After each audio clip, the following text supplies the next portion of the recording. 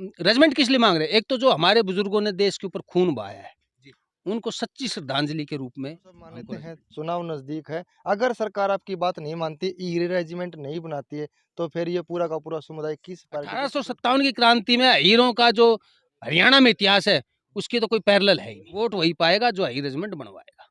तैमूर आया तो अहीर खड़े थे देश रक्षा के लिए, समाज धर्म नमस्कार, रक्षा मैं के लिए। आपका साथी परशुराम, आप देख रहे हो टोटल खबर हरियाणा। इस समय गांव जमावड़ी में मौजूद हैं। एक अहीर रेजिमेंट की मांग पिछले लंबे समय से चल रही है। आज उसी का मुद्दा फिर जो दोबारा से उठाने के लिए, क्योंकि 2024 का चुनाव नजदीक है और गांव जमावड़ी में एक समुदाय इकट्ठा हुआ है जो हांसी के नजदीकी गांव ढाणी जितने भी एकत्रित हुए हैं। इनसे जानेंगे इनकी मुख्य मांग क्या है और कितना लंबा इनका संघर्ष। सर, आज यहाँ क्यों एकत्रित हुए, क्या मुख्य कारण? आज इस हांसी 32 में जो 32 गांव हैं हमारे हीरों के, उनकी सरदारी और रेवाड़ी और गुड़गांव की तरफ से सरदारी आई। हीर रेजिमेंट के लिए एक महापंचायत थी, एक जन जागरण के लिए पंचायत थी, और जो कौम की आज की तारीख में मुख्य मांग है हीर कौम की रेजिमेंट, इस मुद्दे के ऊपर चिंतन मंथन किया गया।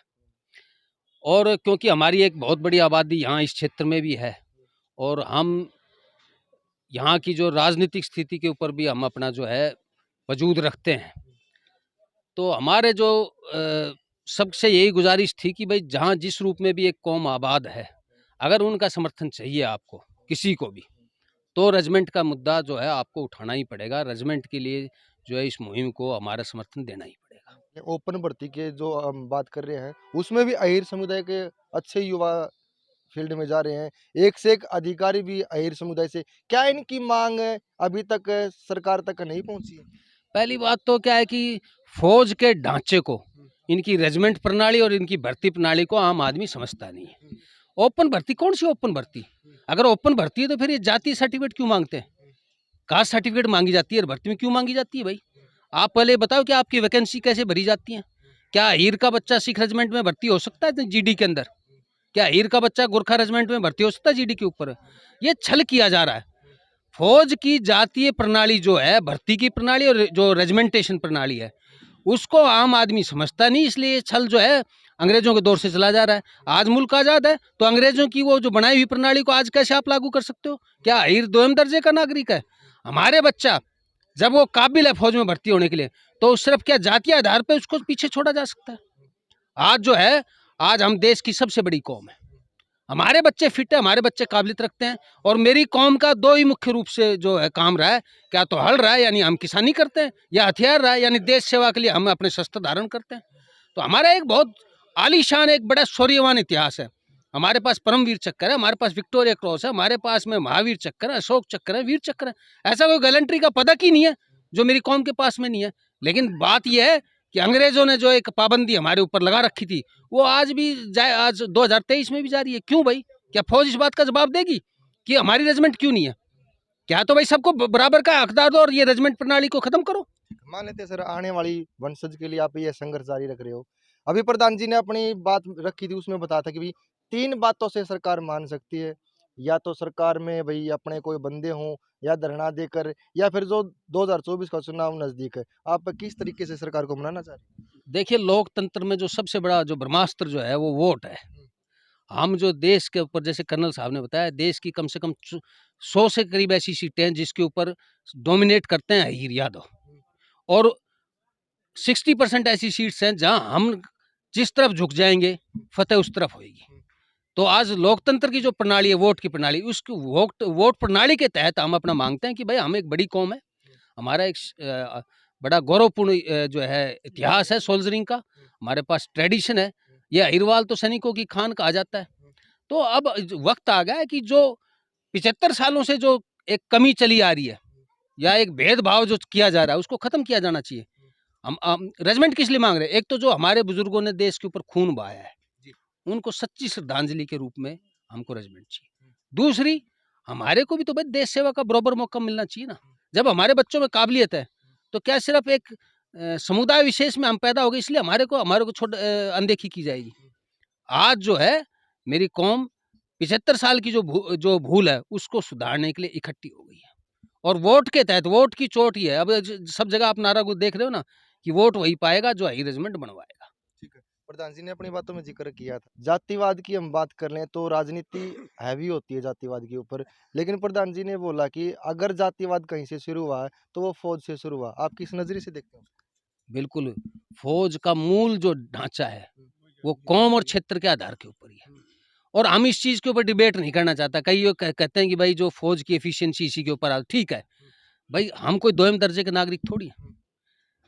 हम इसके हकदार हैं। अगर हम हकदार नहीं हैं तो हमारा गौरवपूर्ण इतिहास देख लीजिए, हमारे वीरता के पदक देख लीजिए, देश के ऊपर जितने भी जो कुर्बानियाँ दी हैं, क्या हम किसी से पीछे हैं? हम सदा रावल में लड़े हैं। और मैं तो आज के आप मॉडर्न इतिहास की बात नहीं कर रहा। तैमूर आया तो अहीर खड़े थे देश रक्षा के लिए, समाज धर्म रक्षा के लिए।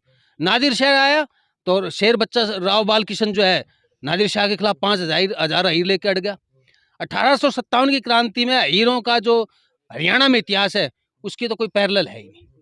तो हमारा एक शानदार इतिहास है देश सेवा का, समाज सेवा का। तो अब जो है, क्योंकि ये हमने फौज की कमजोर न उसको तो पकड़ लिया कि भाई अब हमारे साथ जो भेदभाव था अंग्रेजों ने किया, और अंग्रेजों से हमें कोई उम्मीद भी नहीं थी, क्योंकि भाई वो जो थे वो हम वतन तो थे नहीं। अब मुल्क आजाद हो गया तो क्या अब उस जो अंग्रेजों की उस व्यवस्था को तोड़ के एक नई व्यवस्था को जन्म दिया जाए कि नहीं? अब न्याय किया जाना चाहिए ना। और हमने बहुत साल इंतजार करा है, 75 साल कम नहीं होते मुल्क के आजाद होने के बाद में। और आज भी हम सिर्फ लोकतांत्रिक व्यवस्था के तहत मांग रहे हैं। हम कह रहे हैं हमारे पास में एक संख्या बल भी है, हमारे पास में एक वोट बैंक भी है। हम जो है सत्ता को इधर से उधर भी कर सकते हैं।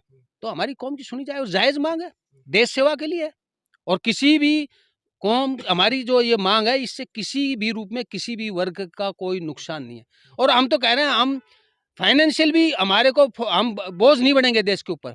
कंधे पे नाम है, हम अपने पैसों से खरीद के देंगे। रेजिमेंटल सेंटर हमारे पास ऑलरेडी कुमाऊं का है, उसमें हमारी भर्ती शुरू करवा, वो जो हमारी अलग से ट्रेनिंग शुरू करवा दो, जैसे नागा का भी कॉमन बना रखा है। तो इससे कोई फाइनेंशियल भी नहीं पड़ेगा।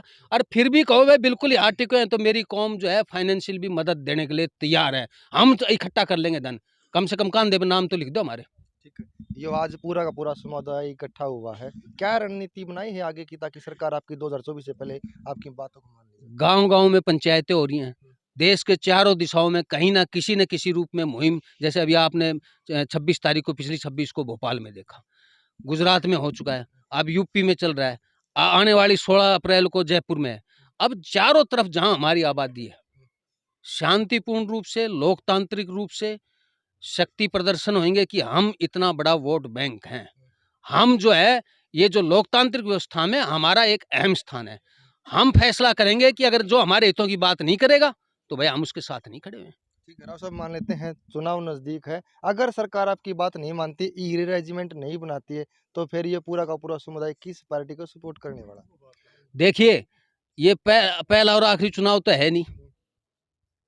जो सपोर्ट नहीं करेगा हम उसको बता भी देंगे कि हमारी वोट में कितनी ताकत है। ठीक है, आज यहाँ इकट्ठे हुए सर, आपने चाय पानी और खाने की व्यवस्था कैसी लगी? देखिए, हम जो है पंचायती रूप में इकट्ठे होते हैं। पहली बात तो हम जहाँ जाते हैं, हम किसी भी रूप में कोई आर्थिक जो है किसी के ऊपर बोझ नहीं बनते। हमारी जो जाजम बिछती है, हम नीचे ज़मीन पे बैठते हैं, चाहे घास पे बैठना पड़े, चाहे रेत पे या चाहे दरी पे। हम कोई किसी तरह का कोई दिखावा करते नहीं है। खाने की भी व्यवस्था ज़्यादातर तो हम अपनी रोटी बासी अपनी जेब में घाल के लाते हैं। लेकिन अगर ज़्यादा दूर हो गया, 150 किलोमीटर तक तो चल जाता है। अगर ज़्यादा दूर हो जाता है तो जो है आपस में जैसे सामाजिक रूप से पहले कैसे करते, बारात आती थी तो क्या एक ही घर में 100 खाट थोड़ी हुआ करती, हर घर से एक-एक खाट आया करती। तो जो है एक जो हमारे जो पंचायती व्यवस्था है हमारी कौम के अंदर, हीरों के अंदर, कि सामूहिक जो है व्यवस्था हम करते हैं, सामूहिक रूप से हम जोर लगाते हैं, सामूहिक रूप से हम योगदान देते हैं। उसी व्यवस्था के तहत जो जमावड़ी जी की जो सरदारी है उन्होंने इसका आयोजन करा। हम इसका जो सरपंच साहब और उनकी पूरी टीम का धन्यवाद देते हैं। ठीक है, ठीक है, ठीक है। सरपंच साहब, प्रधान जी यहाँ पर आए, एक समुदाय इकट्ठा हुआ, अपने आगे की रणनीति बना रहे हैं, क्या करें? हम पूरा सहयोग देंगे। गांव में बहुत ही संख्या में हमारे यहाँ आए, जैसे जो ये कमेटी बनी हुई है, जैसे आदेश देगी, इन एक आदेश दिया है यहाँ खाप बनाने का, तो हम इनका स्वागत करते हैं। हम इस मुहिमा को पार करेंगे। हम इन्हें 1 या 2 महीने के अंदर अंदर यहाँ खाप भी बनाएंगे। और जब भी जो भी हमें ये आदेश देगी कमेटी, हम उसके लिए चाहे भोपाल जाना पड़े, हम जाने के लिए तैयार रहेंगे। ठीक है, प्रधान जी आखिरी शब्दों में अपनी बिरादरी से, अपनी सरदारी से क्या अपील करना चाहोगे? अपनी खाप बना लो और इकट्ठे होकर के अगर आप प्रजातंत्र में खड़े हुए तो 100% आपकी जीत है। ठीक है। फिलहाल गांव जमावड़ी में एक राव सरदारी इकट्ठी हुई थी, आगे की रणनीति तय कर रहे हैं। 2024 का चुनाव नजदीक है, अगर अहीर रेजिमेंट नहीं बनती है तो सरकार को हो सकता है कि बहुत बड़ा खामियाजा सेंटर और स्टेट में भुगतना पड़े। भैया आप लोगों की कैसी राय है? लंबे अरसे से इनकी अहीर रेजिमेंट की मांग चल रही थी, अगर जाट रेजिमेंट हो सकती है, गोरखा रेजिमेंट हो सकती है, तो अहीर रेजिमेंट भी क्यों नहीं हो सकती, ये इनका मानना है। एक बहुत बड़ा वोट बैंक है, क्या उस वोट बैंक को सरकार अपने पक्ष में लाना चाहेगी इनकी बातें मानकर, या फिर इसका फैसला अपोजिट जाने वाला? आप लोग की कुछ राय कमेंट सेक्शन के माध्यम से अपना जवाब जरूर लिखिए। मिलांगे तब तक वीडियो में, तब तक जय हिंद।